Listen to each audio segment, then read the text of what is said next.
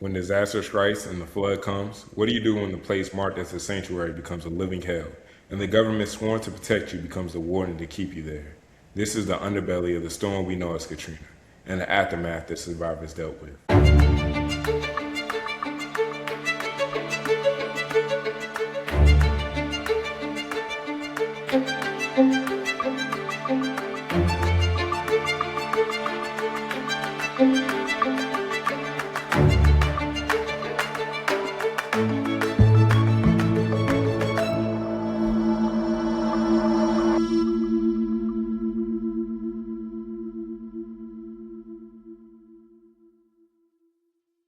Hi, hello to everybody in the listening world. I am Cass. This is your boy Eddie, and this is another episode of True Crime and Other Shit.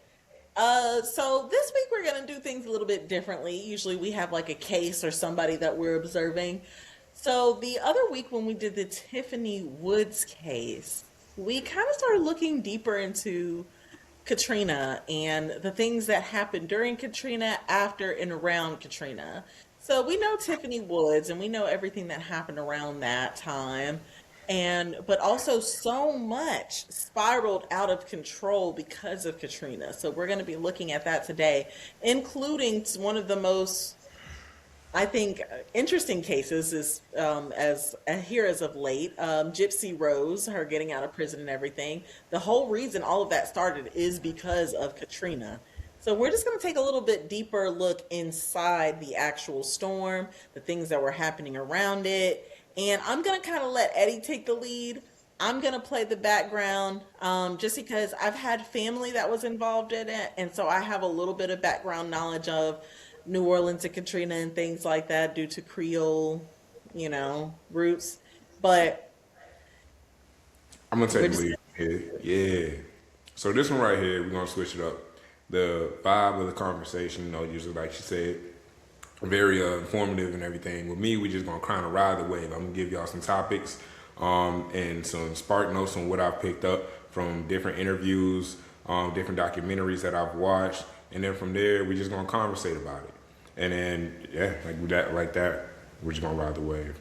So in New Orleans, the city was hit with a major storm. We all know about it, Katrina. What we don't know is the actual what happened. We were fed during that time a lot of misinformation. also a And lot of as so young, that we weren't really paying attention. We were like, I'm trying to ride my bike after school. I don't have time for this. You know? Exactly. And then what we do realize as we got older, I think if social media was in a whole lot more uproar, would have been in a whole lot more uproar about their situation, about how the news was broadcasting it, because even in the documentary, you're watching the newscasters talk about the Katrina, the survivors of Katrina, because that's what they are. They're survivors. They are people who were fighting tooth and nail just to survive the storm and the aftermath of the storm. And just how the storm wasn't the only, pretty much it was also a race riot. It wasn't just the storm and the natural disasters, like how they made it seem over the newscastings and media during that time frame. It was also just part of like, oh, you know what, they were improperly prepared and everything like that. So I'm gonna go in over it with you, and just right now we're just gonna talk about how it was before the storm came. Katrina came and set. Go ahead. Everything that was wrong with New Orleans and all the issues and problems that they had just seemed to be gasoline was poured on it and they were lit on Oh, fire. So all the underlying things, everybody has like issues in their city. Like we live in Charlotte, North Carolina currently.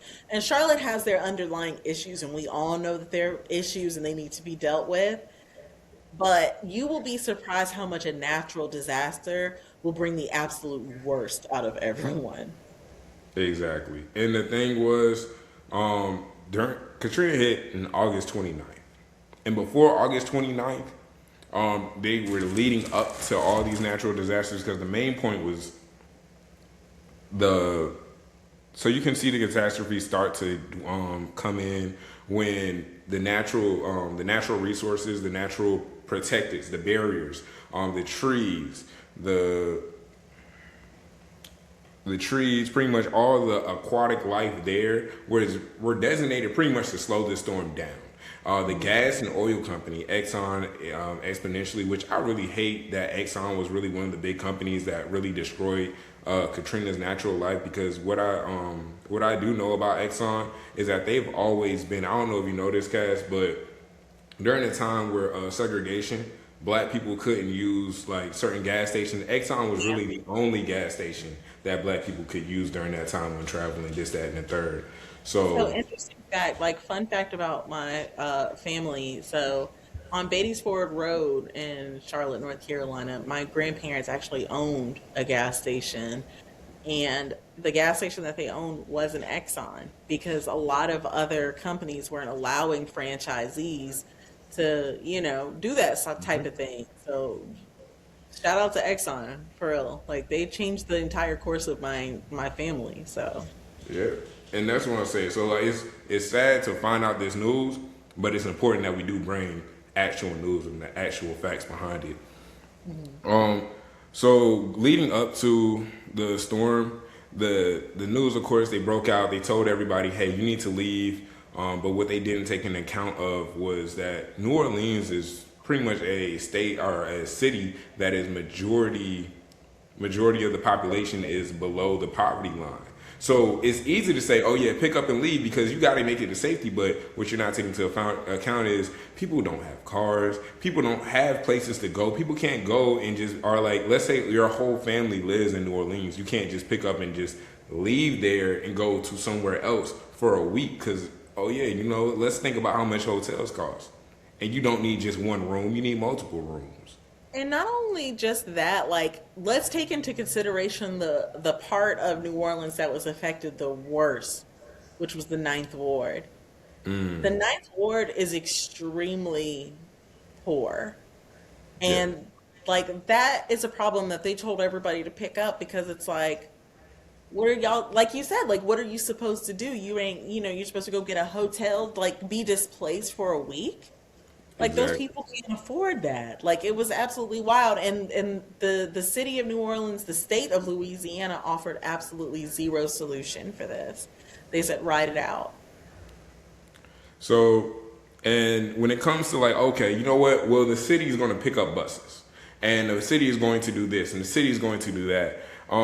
They didn't though, and it makes it a whole lot easier to be like, oh, we should and we can prepare. But in their minds, they're thinking, okay, we know the storm is coming, but we've been through storms before. And we have a levee that's going to stop it. We have all these different barricades and factors that we know is going to stop it. And even for the people that live there, they're like, we can ride it out Yeah, until they like actually went through the kind of like experience. the way of the people there. It's like you ride it out. Like anytime, like I have a couple of cousins who are down there still, and anytime I'm like, "Yo, there's a hurricane coming up that way," she's like, "Oh, I'm gonna ride it out." I'm like, "What?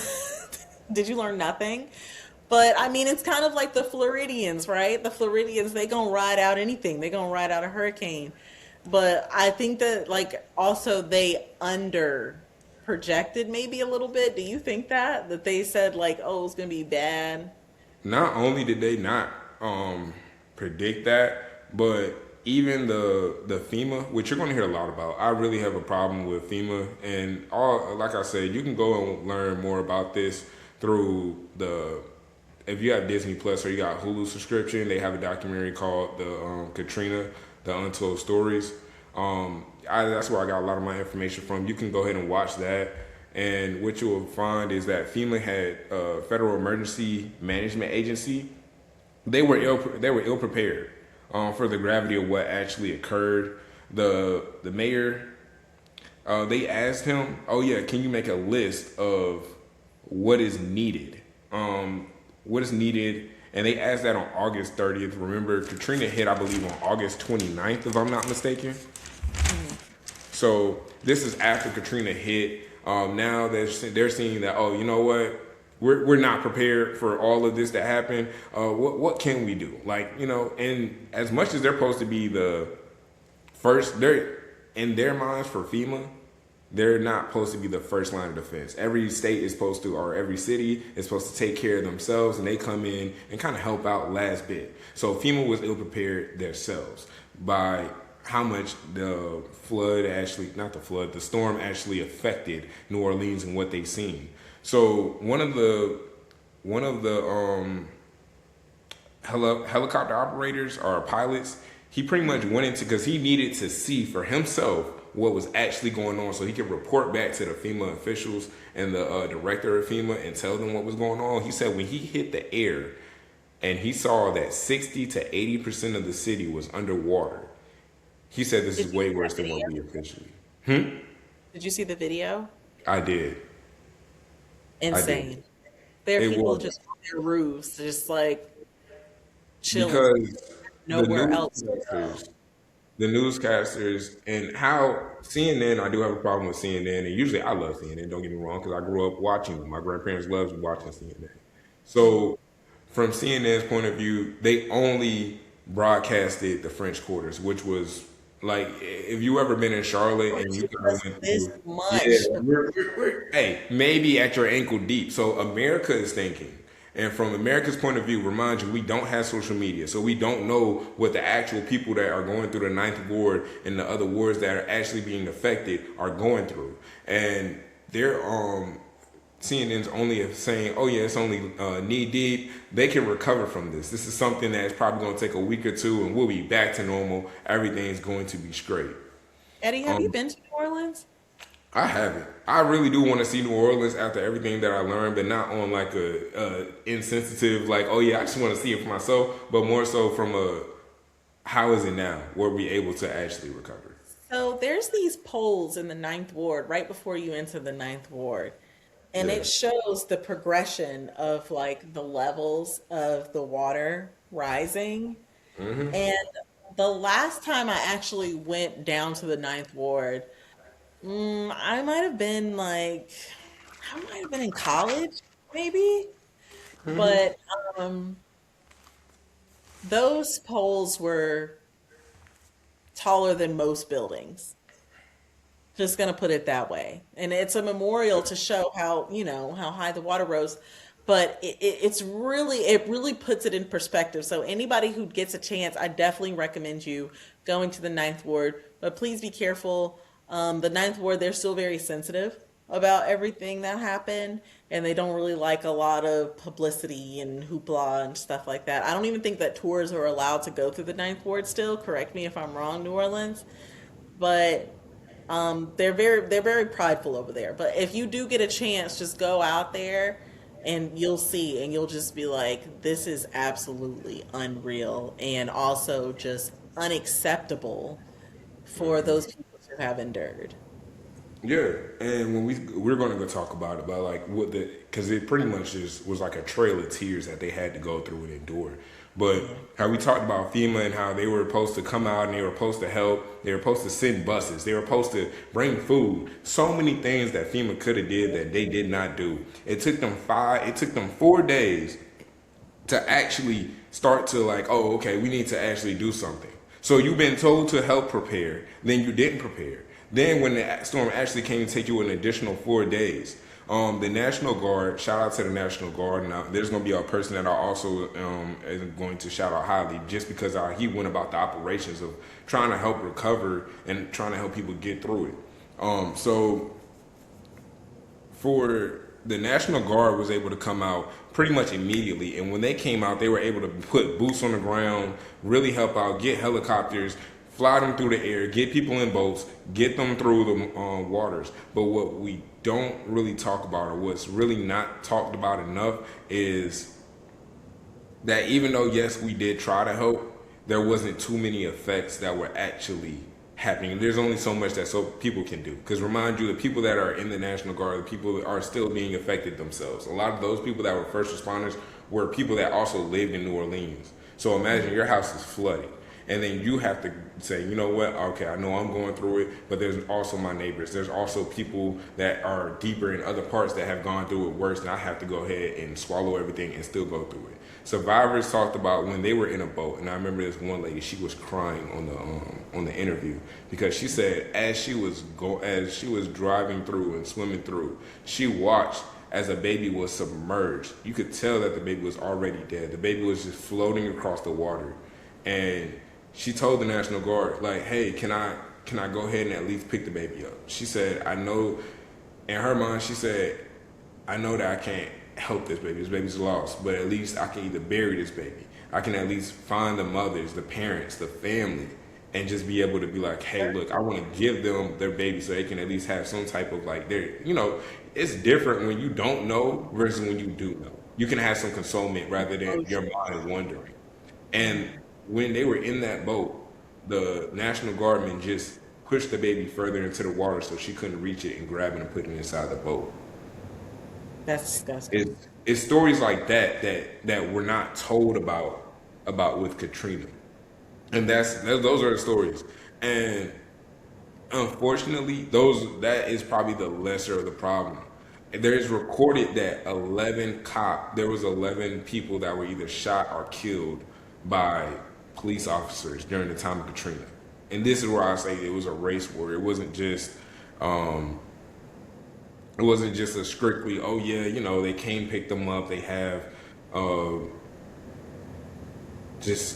was just horrendous to even think about, to listen to. It really made me emotional just hearing about it.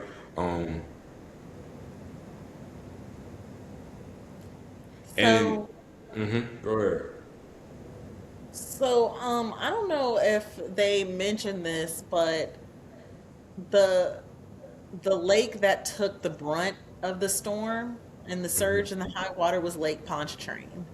So Lake Pontchartrain was the one that flooded, and like I just remember, and this, I don't know why this just popped up in my head, but I vividly remember my mom being on the phone with somebody, and I don't know who it was, but they were talking about how there were just bodies floating around Lake Pontchartrain, and how the bodies were just floating up to people's front doors and stuff like that. And I'm just like, what? I can't even comprehend that. But that's how out of hand the situation was, and the city had lost all control of how they were dealing with the deceased. And like you said, like people were just pushing bodies away, and I think that it created a numbness inside of the National Guard because they've just seen too much. Too much. And like like paramedics, they just kind of get this like veil almost in front of their face where they just are like, whatever, like on to the next task. They become robotic. So But that's I don't know if I don't know if you ever heard about first responders, but they're taught to, whenever they get on the scene, and this is outside of just like what happened in New Orleans, but whenever first responders get on the scene, help the people that you can actually help. Like if somebody's too far gone, it is what it is. And for them, they're like, oh, okay, you know what? This is like another day on the job, cool. But for somebody who has not actually gone through that, so somebody who doesn't have that training, somebody who's desensitized, like they're not desensitized, they're still a they're in civilian. a boat. They're like, what the heck is going on? They're watching it. And the worst part also is that not only were the people, when National Guard came in, they did tell them, oh, okay, like, oh, we got people out the houses, but the people that were also in their houses and were not as affected, because in certain parts of New Orleans, their houses are built to where it could be like, let's say, I think maybe 4 or 5 feet off the ground. So then they're kind of like, okay, like it's not really affecting me. I might have some water, but it's not even coming inside my house. The National Guard was knocking on their doors and telling them, hey, you have to leave. Evacuate now.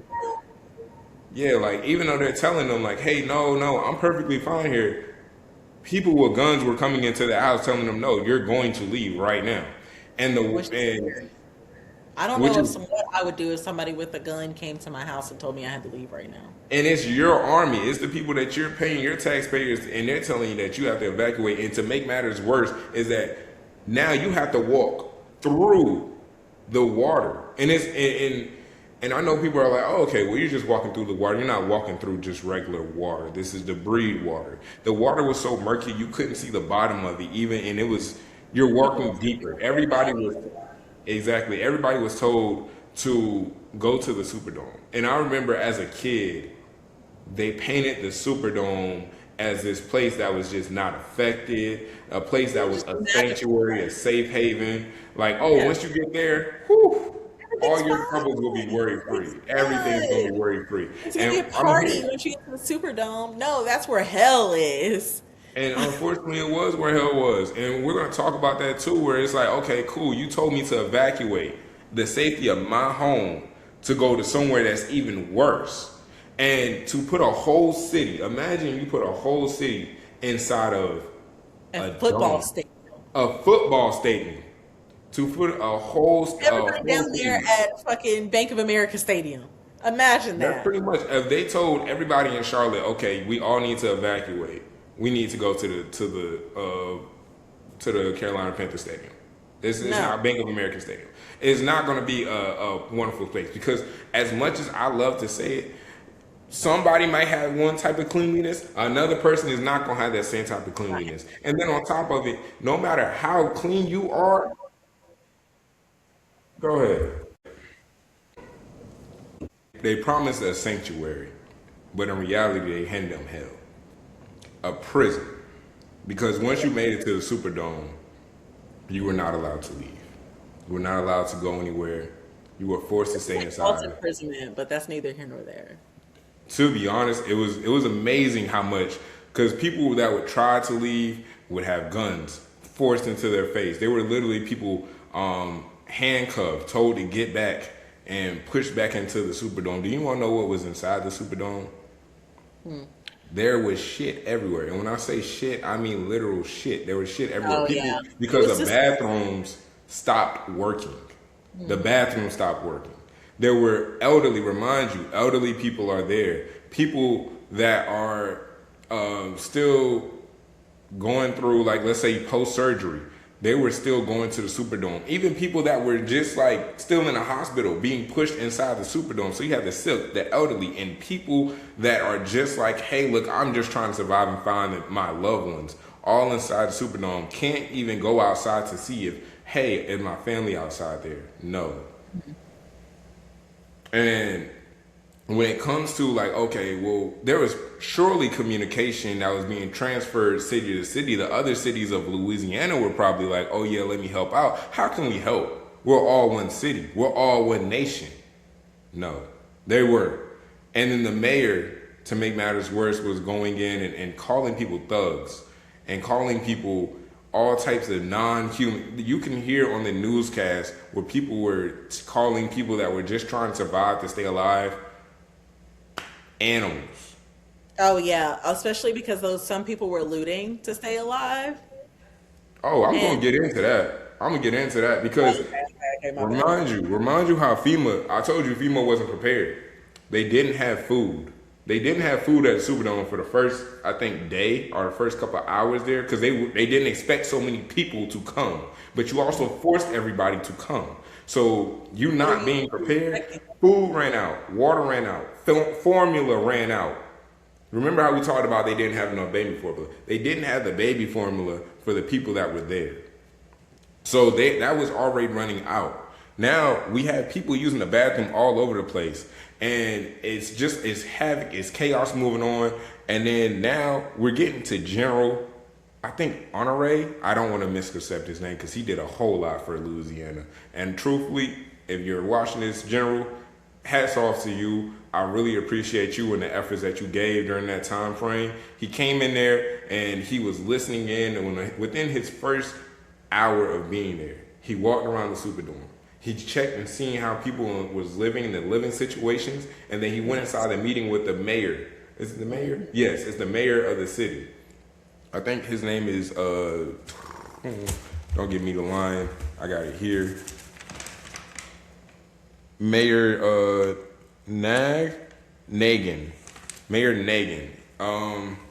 I'm very neutral on him. I really don't know how I feel about him in the situation because truthfully, I don't know how I would even react with everything that was going on. But in reality, Yeah, I can't speak on him because like if it depends on kind of like I don't know. Like, I feel like watching videos on him, and I like to also see what people think and the reactions of people. If you're from New Orleans and you lived during that time in Katrina, definitely comment on the video and tell us how you feel about the mayor and how the way the mayor handled the situation. And I will read those comments aloud on next episode, regardless of what we're covering. I Yeah, really need to know like what do y'all think because I'm hearing two different stories from two different sides, but there's so much to consider there. We got to consider um, economic status, like where you lived in this city, things like that. So I really want to know from all of y'all, like, what is your honest take on this man? and to make that like they couldn't have any communication because all the telephones, even the radios were down. Or better yet, you could email us at info Please. at truecrimeandothershit.com. And we would love to know, and I would love to read your email aloud. So please let us know. Correct. And then we want to talk about the communications were down. So it's not just a factor of like, oh, they're ill prepared, but even when they were trying to become like, okay, you know what, let's get a better grasp of the situation. Let's try to get a handle on it. The communications were down. They were not able to contact anybody outside of the city. All of the towers were down. Um, and what General Hunray did is, like I said, remember how I talked about the National Guard coming in and he put people straight to work. He did, and not only that, he said, okay, don't treat these people as if they're just like being corralled into the pen. You have to understand they're looking for their families. So he set up meeting areas. He set up different things for people that were able to reconcile with their families. And what I want to also make spotlight too is the people inside of it, the teenagers, because usually, teenagers, they're going to cause havoc. And then in a society where it's already havoc being caused, the teenagers stepped up and they said, okay, what can we do to help? You started seeing little small things, and it brings light to how do you defeat darkness? The only way you can defeat darkness is with light. So they didn't tell his name. I would have given him a shout out, but they talked about how one kid he put a chair inside one of the hotel. You know how like the hotel bag carts. He put a what's called a chair inside, and he picked up the sick people that were dying because people are literally dying inside the Superdome, and they don't even move them. They're not moving them. He's picking people that are sick up, and he's taking them over to the medic, and then he's going over to talk to the army man. He said, "Hey, is this okay if I do this?" And they're like, "Yes, please continue doing it." And he did that over and over. The other teenagers that just started picking up trash inside the Superdome, and to make matters worse, it's like they're not broadcasting the positivity that's going on. The only thing that they're broadcasting and showing. I only saw negative on the news of like, oh, there's people fighting inside the Superdome and there's people doing this and that. And of course, like they put like such a negative stigma on it, but it's like people are at their lowest point. They're starting to revert back to like their animalistic behaviors because I they're don't even literally want to say animalistic behaviors because that's the same wordage that they were using. I want to say they were kicking into survival mode. yeah, like when I say animalistic, that did have a negative connotation to it, but I meant like Yeah. you are in survival mode, and when you get to that point, especially like if you have a family, there is nothing that you won't do to make sure that your family is safe and taken care of. Man.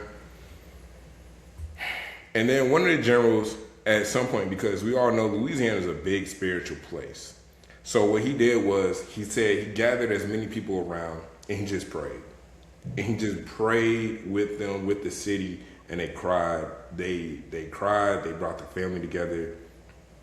But it also brung up their spirits a little bit. And that's really like what you can do in times like this is you can bring people together and just kind of like, okay, you know what? Find some type of joy. Find some type of, all right, Find you something know that what? makes everybody Find something connected. that makes some type of light out of it. I didn't mean to cut you off. No, no, no, you're good. I was just adding on to what you said at the end is like finding a way to make people feel connected is extremely important in times of distress. And like getting people to get, like you said, like it's a very spiritual place, not only in terms of voodoo, but the people down there are super religious. and they believe in a higher power, they believe in a God. So just taking the time to bring people together to speak about God and how God will pull us through, that probably was one of the things that helped all the people in there. If they're sick, they're fighting. If they're struggling, your spirits are down, like mental, instability at the time. That's probably what pushed them to the next level, is because they were reminded that there is a higher power that they serve. And even though General Honore was doing so much good, here comes the FEMA director, Michael Brown. And they called him up. They said, hey, look, we want you to come sit down with us, XYZ. So he gets in the helicopter. He's thinking, okay, you know what?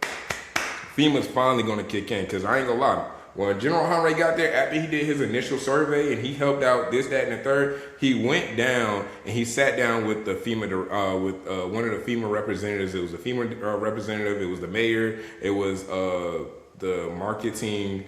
I know the director of communications or something like that for the city.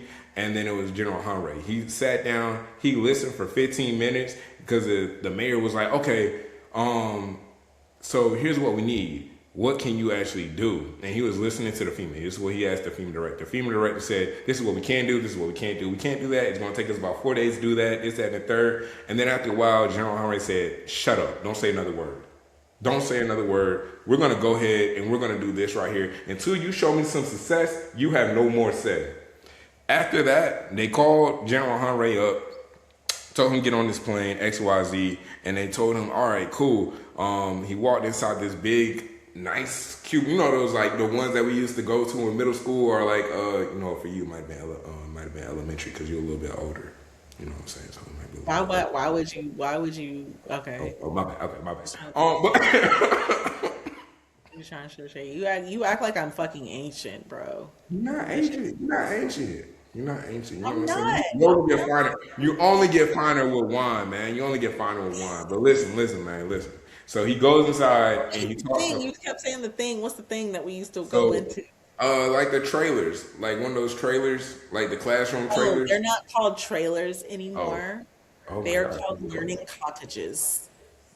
We learn something new every day. What the fuck is that? Anyways, It's he a goes trailers of inside we were this. all in and looking around and you know. Hmm.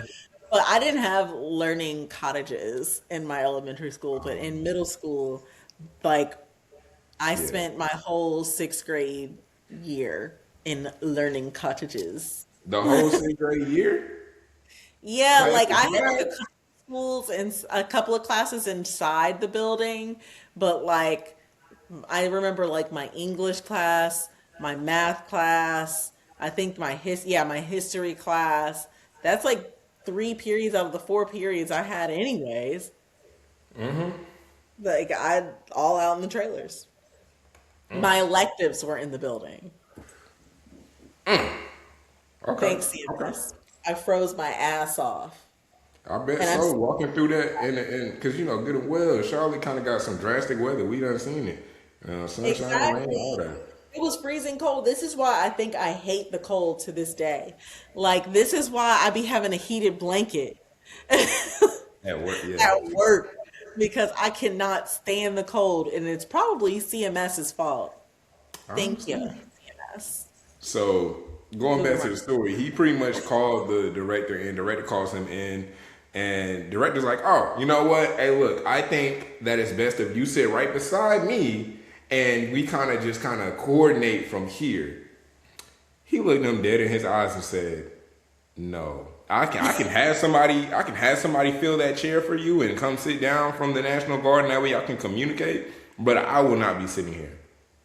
There's too many people out there that's going through hell for me to just be sitting here with you inside this nice, comfy ass trailer. So shout out to you for saying fuck that. I'm going out there." Um, and oh, now we're gonna get to the story of Kevin Thomas, because at this point in the story, not even in the story, but at this point during historical events, they were kept telling the people inside, "Oh yeah, you know what? The buses are coming. The buses are coming. There's gonna be some buses that's gonna come, and they're gonna pick That's y'all up, and they're gonna the take biggest y'all lie because that I ever heard. we do not have any. We don't have the resources to actually take care of you guys here. So we got some buses that's going to come. They're going to pick you up. So on the Friday of them telling them that, people are becoming restless. They're like, okay, where are these buses? Like, we done been here from, I think it was either Monday or Tuesday. Now it's Friday. Where are the buses? Nobody's coming to get us. So a car drives by. Kevin Brown, I'm sorry, Kevin Thomas, my apologies. He pretty much is sitting there and waiting on them to kind of pull up and wait. And he sees lights. He's thinking, oh, this is the bus. It turns out to be a cop car. And he walks up to it and he pretty much goes and knocks on the door like, hey, where's the, yes, he does. He goes up, so he says, where's the buses? When they coming to get us? And they never even rolled the window down. And he pretty much shoos them off. He's like, you know what, forget it. It's XYZ. He walks off. And as he's walking off, the police officer rolls the window down and pulls out a shotgun and shoots him in the back. I heard about this.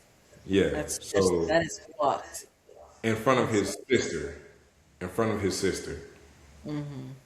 I looked up and I tried to see, okay, you know what? Now that this is public knowledge, did he even go and try to was there justice served? Do you know how many years this man spent in jail? How long? Because they found out who it was. They found out who killed him. So turns out that when they actually did go ahead and find the man who did kill Kevin Thomas, he only got 20 months. He only served 20 months in jail. And he served 20 months in jail for perjury. He served 20 months in jail for perjury. The reason why they say... Sorry. Okay, whoa. Backtrack. We're talking about the police officer. Correct. Who shot another man in the back. In the back.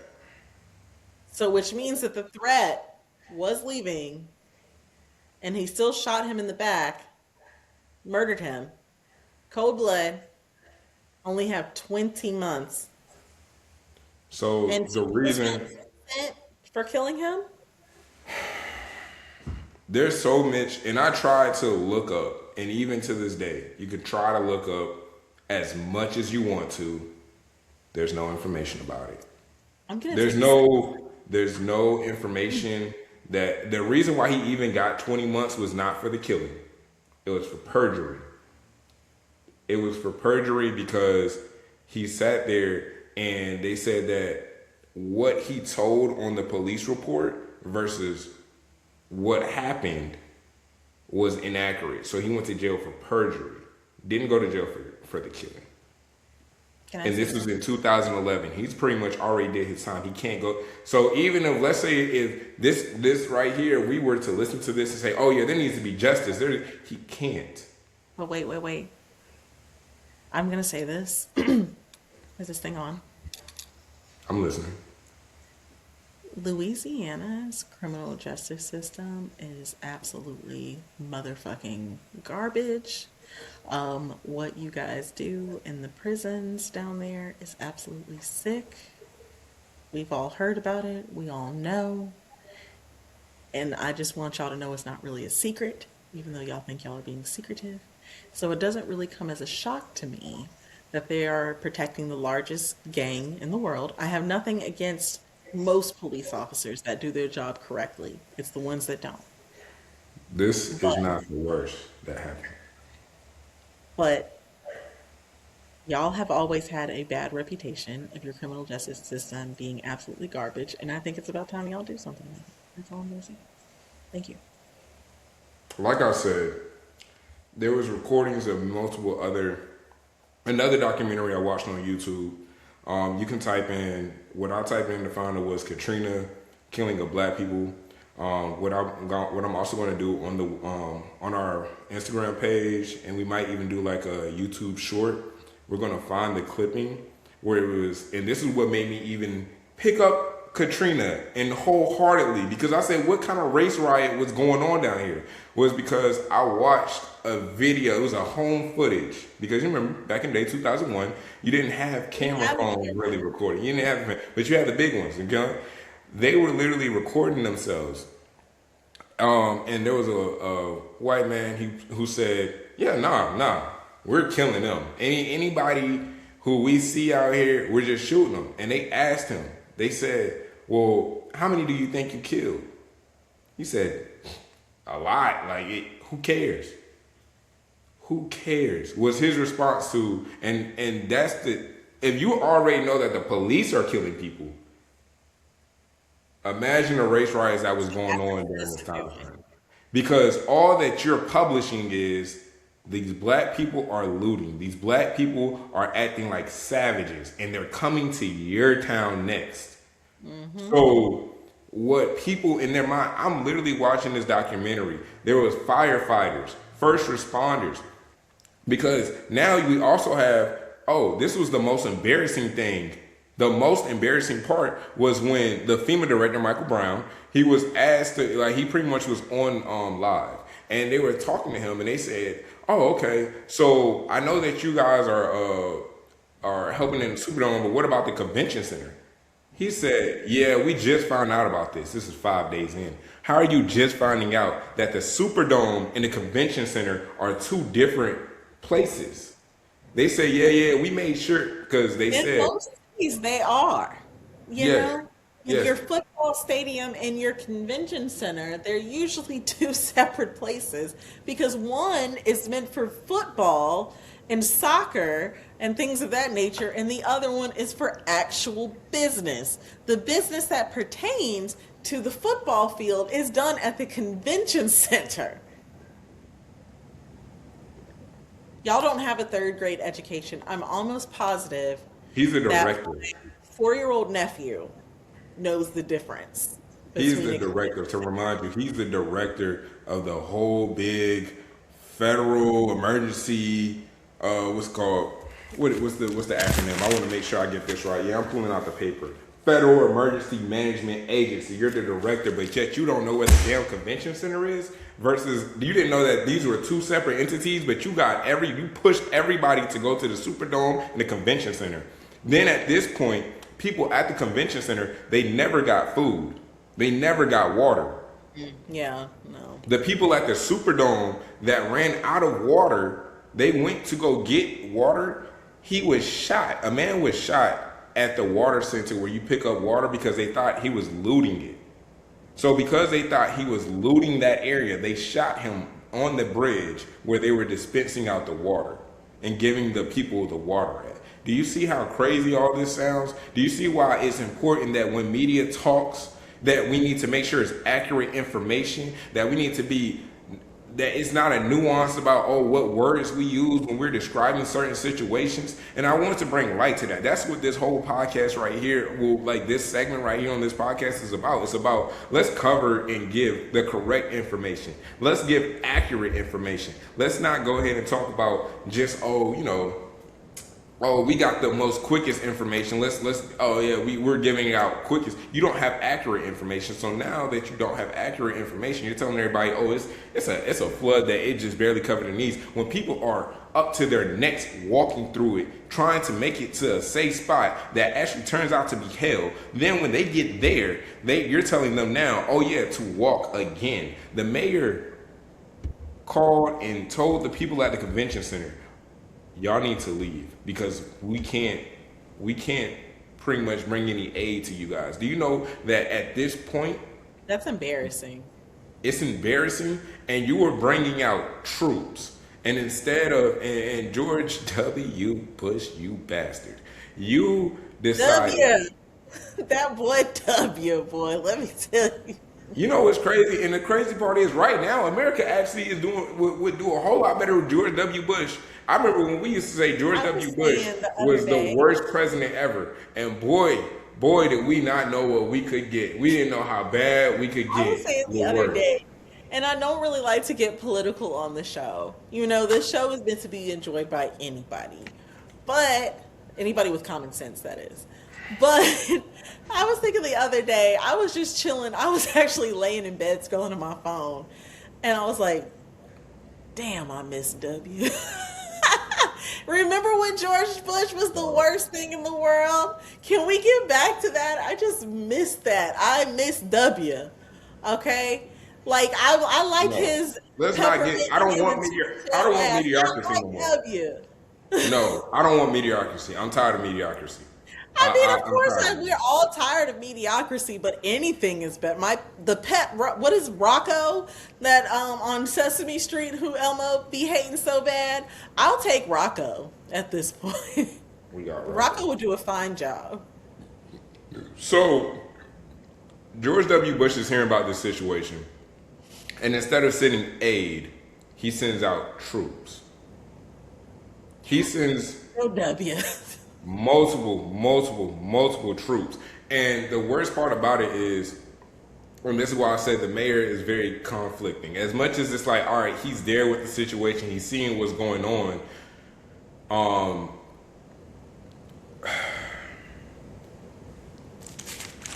what Kanye what West. really just Cue Kanye West. I'm George sorry. Bush doesn't care about black people. I might have to actually agree with you on this. But the cop getting shot in the head. So during this time, August 30th, a cop gets shot in his head. Boom. He gets shot. He gets shot in the head. I think he survived. So congratulations to him. He did survive. But what happened was he had found a group of looters that were going through. He tried to stop them, and there was 4 people. The first 3 guys he stopped. The 4th guy, when he was detaining him, they got into a fight, and then he got shot in the head. So then the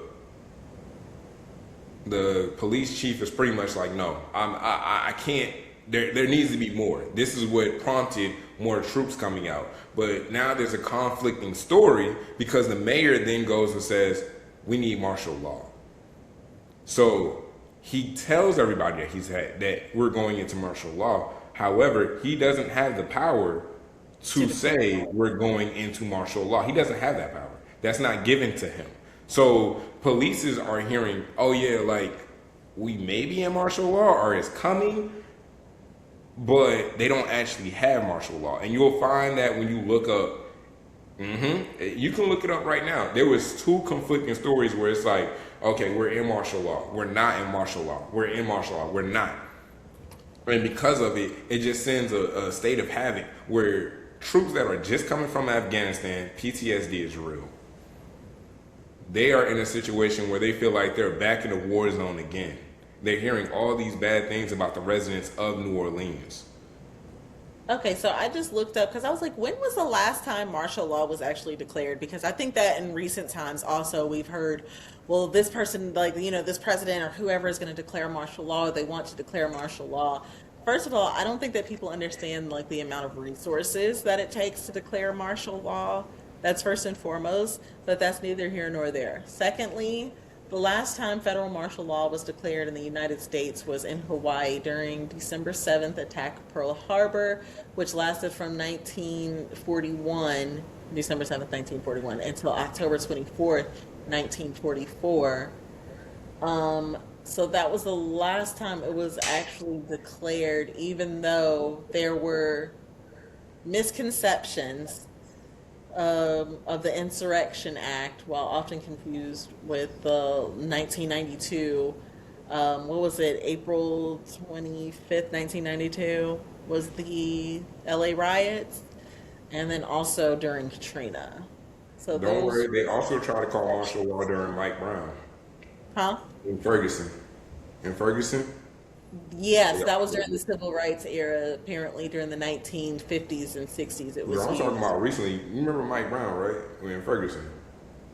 They, like, when there Oh, was I all was those thinking riots. Marcy versus Ferguson. Okay, say go again. Yeah, so they also tried to call martial law then. I don't know if it was actually called, doesn't sound like it was. It wasn't. Yeah.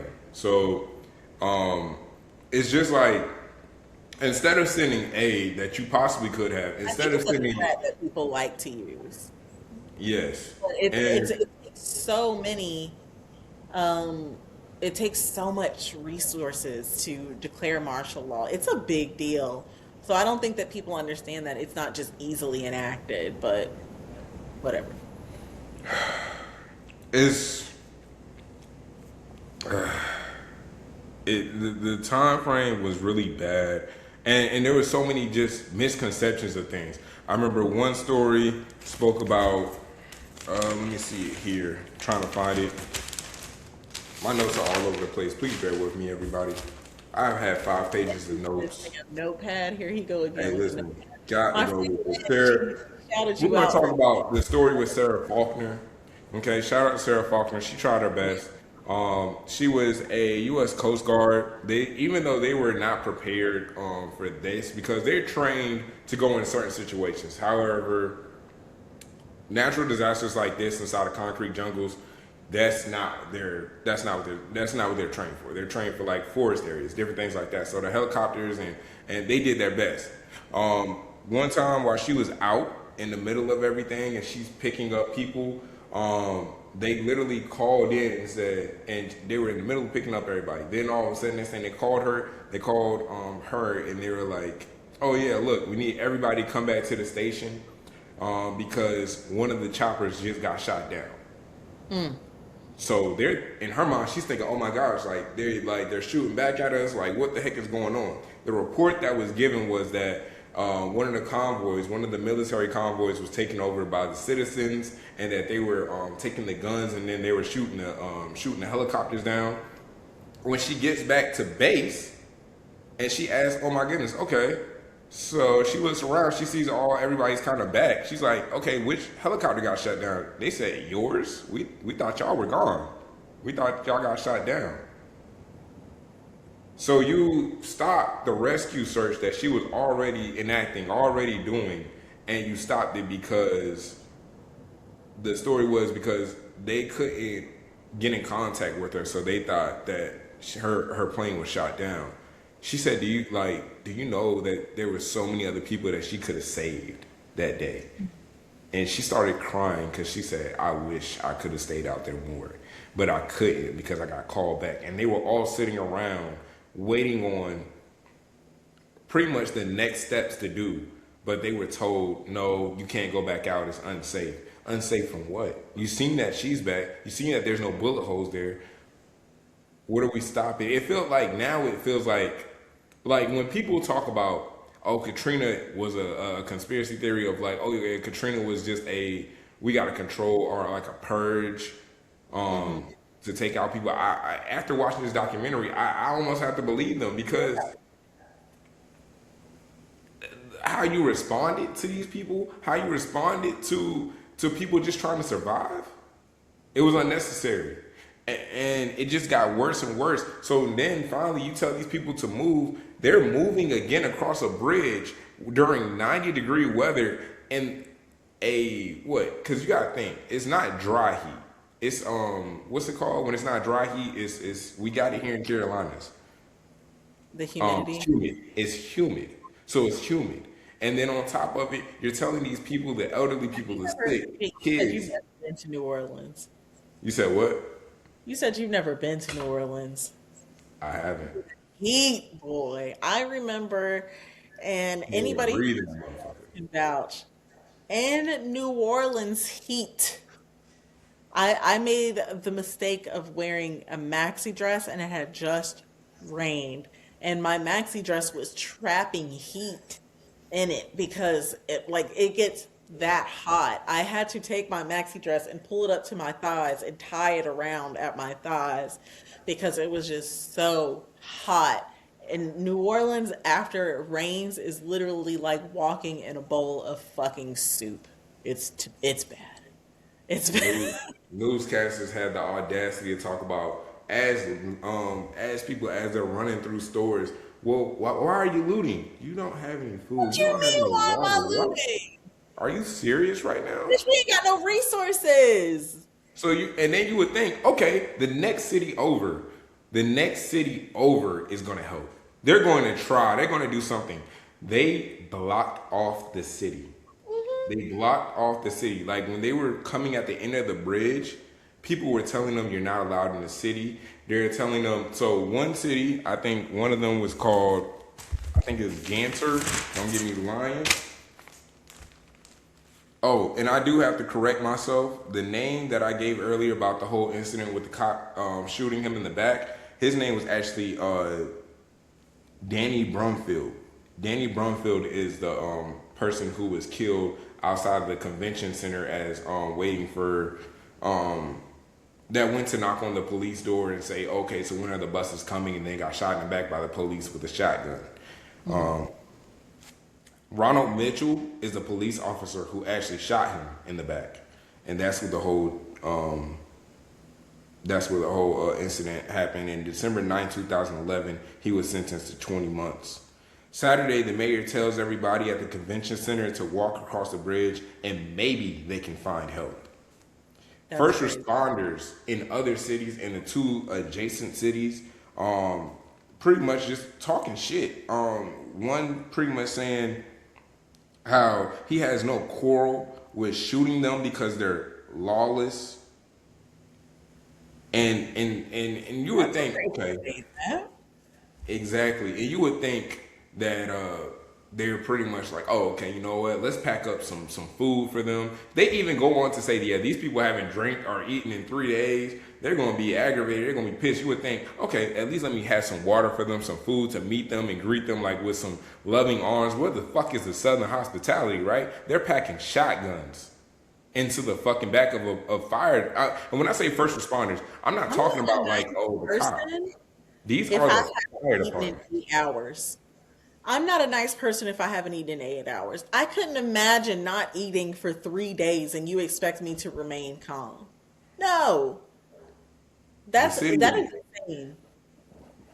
yeah, the city of Gretna, and then this is when the emergence of like vigilantes. Remember how I talked about the white guy who pretty much said like, yeah, no, I was killing them left and right. As soon as I see them, that's where that started. The emergence of vigilantes in the cities surrounding New Orleans. So imagine you just survived a natural disaster. You're thinking everything's about to finally be okay because I finally got out of this hellhole for the second fucking time, and then all of a sudden now I got to deal with freaking vigilantes, quote unquote, and then pretty much sundown towns because they started invoking rules to where if you come in, if you come in past dusk or dawn and you're outside, there's a curfew. Mhm. They're shooting you. There was no questions about it, nothing. It was an unspoken rule. There was no investigation afterwards. People, witnesses, and everything would talk about there would be people in pickup trucks 4 deep in the back, and they would just be driving around looking for you, looking for black people. And this is not just, and this becomes dangerous because it's not just the black people that are coming into the city, but also for the people that live there. Yeah, because they don't know the difference. They don't know the difference, and They're just out truthfully, here killing anybody who is dark. and I'm gonna save. I'm gonna let that be the end for today.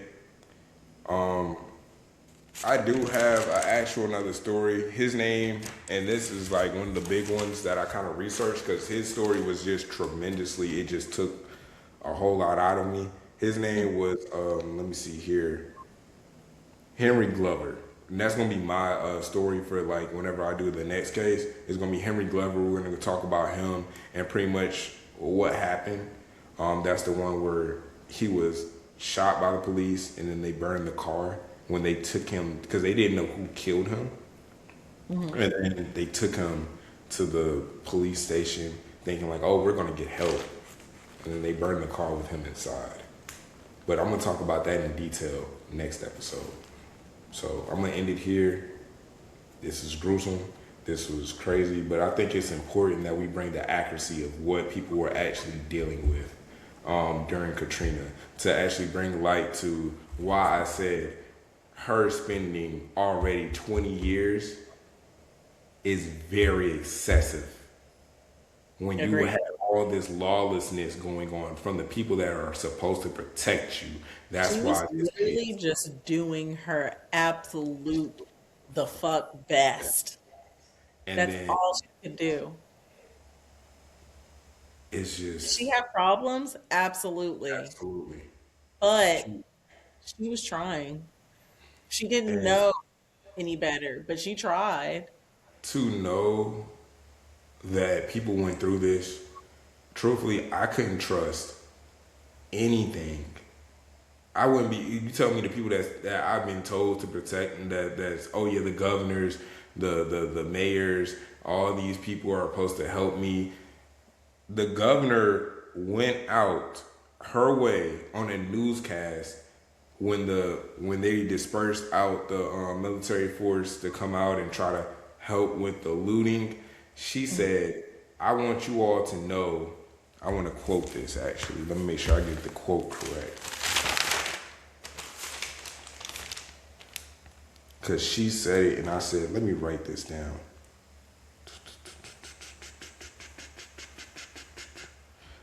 Governor Blanco. Governor Blanco, I got a message for you, you asshole. But she says, I have one message for, this is quoted, I have one message for these hoodlums. These troops know how to shoot and kill, and they are willing if necessary. I expect they will. Wow. So, to be hearing this while also trying to just survive from your own governor of Louisiana, how much more could you expect these people to like really withstand? To be honest with you, I'm surprised Louisiana or like New Orleans wasn't burned to the ground. I would have burned the whole French Quarters down. Make your money now, motherfucker. Like there's Dude, you know that's the heartbeat right there. The French exactly Quarters. All the like tourists come, they spend their money, burn that bitch to the ground, and New Orleans has absolutely nothing left. so. To be honest with you, when talking about New Orleans, talk about the citizens, to talk about the people that endured Hurricane Katrina. Have some respect. They are resilient people. I know that much. They are resilient people. They have withstood a lot. They deal with a lot. They still deal with a lot. Like it's incredible. Like those are some of the strongest people that I've met because they can handle anything and they're not afraid of anything. My ass off too. And on that, I'm just gonna end on that note right there. But that's just a little bit of what Katrina was dealing with. It Amen. was way more than a flood. And actually, I think that's gonna be the title of this episode. Way more than a flood. Got it. I'll go ahead and notate that, and I'll also put that. And did we ever find a petition for Tiffany? I can't remember off the top of my Let me head. go ahead and look and send that over to you. I'm pretty sure I can Yeah, because find I it. definitely want to put that in the show notes so we can have that out for Friday. Well, thank you guys for listening to another episode of True Crime and Other Shit. Next week we're gonna finish off. We're gonna do Eddie. He has a couple of things that he wants to say left on this case, and then I noticed that like a lot of people have been asking me to cover Charlotte's serial killer. That one is also a little close to home as well, as he killed one of my aunt's friends. So there's also a person that lost their daughter to this serial killer, and they have an organization that I also want to call some attention to. So if you're in the Charlotte area and you can donate, please do, because it is an ongoing process. So definitely want to do that. I think I'm going to touch on that. I'm going to see if I can get my aunt in for a quick little interview. I don't know if she'll come on the show as she is very shy, but she will give me some pointers and some things to talk about during that time as well. So, again, follow us on Instagram at true crime underscore OS, TikTok, the same true crime underscore OS. Please email us. Like I said, if you're from New Orleans and you have things to say about the mayor, things like that, definitely let us know because I want to read that aloud as well. And our email address again is info, F as in Frank, O as in Oscar, at truecrimeandothershit.com. Send us a DM, anything, whatever. I check all of that shit like daily, so definitely let me know. Anything else that you want to say, Eddie? No, that's it. Hey, Oh, survive another day. It we live always to gets fight better. another day. It always gets better. Amen. Getting better all the time. Thank you guys, and we will talk to you next week. Bye.